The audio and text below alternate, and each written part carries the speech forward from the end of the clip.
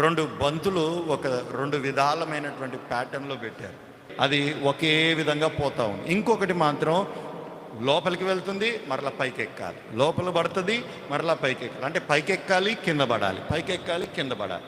ఈ 2 బంతులు ఒకేసారి విడిచిపెడితేనట ఈ సాధారణంగా వెళ్ళే బంతి కంటే కింద పడి పైకెక్కే బంతి ఎక్కువ వేగంతో ముందుకు వెళ్ళింది.